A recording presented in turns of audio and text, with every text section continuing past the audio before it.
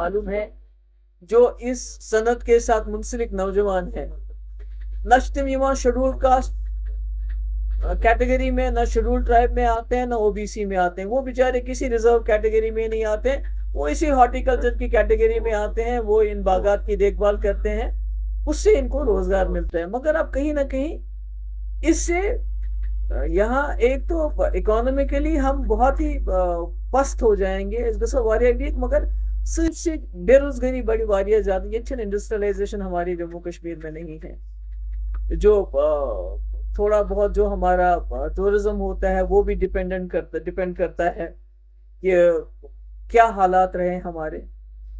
تو یہی ایک ہارٹیکلچر سے ایک چیز، اور آپ کو پتہ ہے کہ پچھلے کچھ سالوں میں جب سے مفتی صاحب نے وہ ہائی ڈینسٹی انٹروڈیوس کیا تھا اپنے زندگی میں، تو یہاں کے لوگوں نے زمینوں کو بہت زیادہ کوشش کی باغات میں کنورٹ کرنے کی، مگر آج جب ہم دیکھ رہے ہیں کہ مطلب لوگوں میں بہت زیادہ تشویش ہے، اور ہم پہلے یہاں ایران کا سیب آ چکا ہے، اس نے بھی پوری مارکیٹ میں جو ہے طوفان مچا رکھا ہے، تو ہمارا جو یہاں پر جو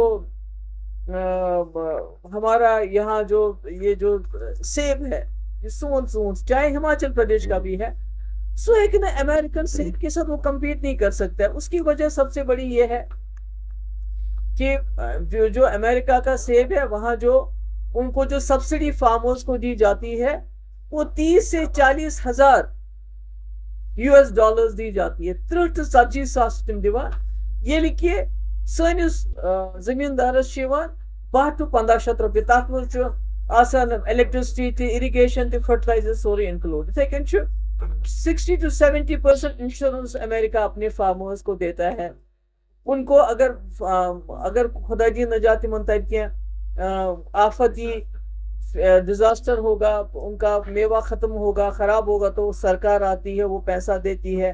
اگر کووڈ جیسی کوئی بیماری ہو یا ٹریڈ وار میں کوئی نقصان ہو، سرکار آ کے اس کا بھرپور کرتی ہے۔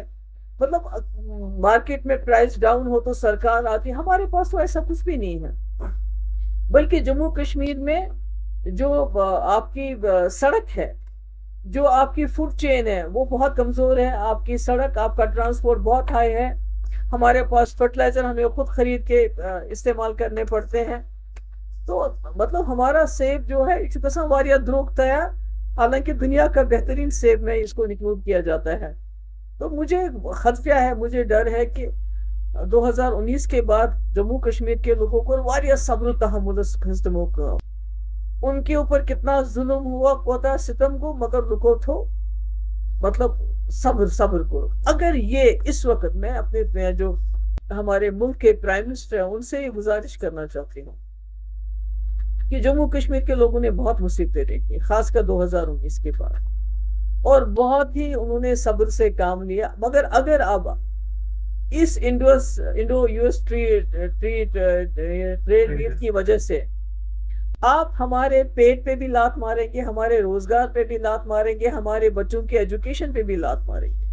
اگر یہاں کوئی بیمار ہوتا ہے، خدا نہ خواستہ کوئی بیماری ہوتی، تو اس کا بھی خرچہ اسی سے نکلتا ہے، یعنی ہماری زندگی اسی پہ چلتی ہے۔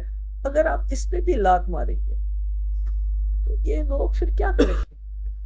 مجھے بتائیے کیا کریں گے، کہاں جائیں گے؟ یہ جو لاکھوں نوجوان اس صنعت کے ساتھ وابستہ ہیں وہ کہاں جائیں گے؟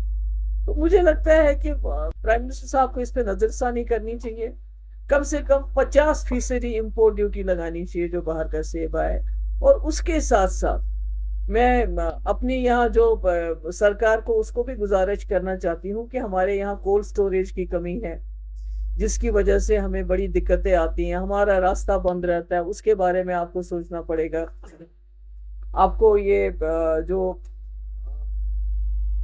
کراپ انشورنس ہے اس کی ضرورت ہے، مگر سب سے بڑی بات یہ ہے کہ جو میں نے پیوش گوئل جی سے بات کی تھی، تو انہوں نے مجھے ایشورنس دیا تھا کہ ایسا کچھ نہیں ہوگا کہ جس سے جموں کشمیر یا ہماچل یا ملک کے جو کسانوں کا نقصان ہوگا، مگر آج جو ہم دیکھ رہے ہیں یہ جو آفت آ رہی ہے، اس سے بہت نقصان ہوگا، اور اس کے اثرات خالی اقتصادی نہیں ہوں گے، اس کے سوشل اثرات واریاہ زیادہ۔ آلریڈی سانے ہمارے جموں کشمیر میں بے روزگاری بیکاری کی وجہ سے ڈرگ ایڈکشن بہت زیادہ ہے.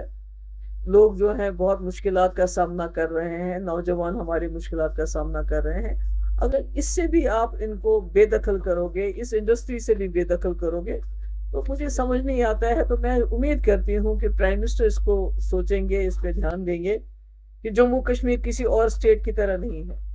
یہ بڑی سینسیٹیو اسٹیٹ ہے اور وہ اچھی طرح جانتے ہیں کہ یہاں پر کنٹرول کس طرح، کتنی پورے ملک کی جو طاقت ہے، چاہے وہ فوجی ہو، چاہے وہ ایجنسیز کی ہو، چاہے وہ دوسری طاقتیں ہوں، وہ لگائی گئی ہے تاکہ جموں کشمیر کو جو ہے کسی حالت میں نارملائز کیا جائے. تو اگر اس قسم کا جو وار کیا جائے گا ہماری ریڑھ کی ہڈی ہے فروٹ انڈسٹری، تو مجھے لگتا ہے اس کے نتائج جو ہے وہ ٹھیک نہیں ہوں گے، وہ صحیح نہیں ہوں گے. وہ شاید بہت ایسے ہوں کہ جس کا ہمیں اندازہ بھی نہ ہو. تو اس لیے میری پرائم منسٹر صاحب سے گزارش ہے کہ اس پہ نظر ثانی کرے اور جموں کشمیر کی فروٹ انڈسٹری کو، یہاں کے میوہ انڈسٹری کو، اخروٹ ہے، بادام ہے، اس کو بچانے کے لیے کوئی نہ کوئی اقدام ضرور کرے. تھینک یو، شکریہ. رمضان مبارک جو کہ اسٹارٹ ہوا ہے، تو میم آپ کے سوال یا اس بارے میں کچھ کہیں؟ آج تو میں نے اتنا امپورٹنٹ ہے، آپ کو پتا ہے کہ ہمارے نے کہا کہ کوئی بھی پاور ٹیرف میں ہائی ایک سال کے دوران پاور الیکٹرسٹی ہائی 2023 سے نہیں ہوا ہے، اس پر کیا کہیں گے؟ اس میں یہی کہوں گی کہ ابھی جو میں نے بات کی، ابھی میوہ باغات کو بچانے کی ضرورت ہے. پاور ٹیرف پاور تو انہوں نے بہت سے وعدے کیے تھے، وہ تو ہم نے دیکھ لیے. 200 یونٹ فری بجلی بھی ملی، آپ کو بھی ملی، سب کو ملی. تو اس لیے مجھے لگتا ہے اس بات کو اس وقت نہ الجھائیں. اس وقت جو کسانوں کی مشکلات ہیں آپ کو امیجن نہیں کریں گے. ونکس میوہ باغات ول خدا دی نجات تم گسن دیوالیہ پن پہ ہو جائیں گے.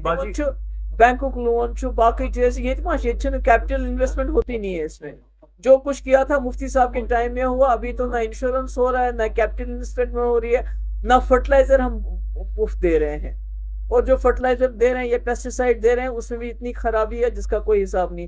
تو ایک طرف سے میوہ صنعت کو ہم مدد کرنے کے بجائے اس کو نقصان پہنچا رہے ہیں. دوسری طرف سے اگر یہ مفت سیب مفت اس پہ آ جائے گا، چاہے وہ یورپین یونین سے آ جائے گا، چاہے وہ امریکہ سے آئے گا وداؤٹ ڈیوٹی، تو ہم کیا کریں گے؟ خدا کی نجات. مجھے لگتا ہے کشمیر کے لوگ جس میں تقریباً 60-70% اس کے ساتھ کام کرتے ہیں، تو ایسے خدا کی نجات بالکل وہ کیا کہتے سڑک پہ آ جائیں.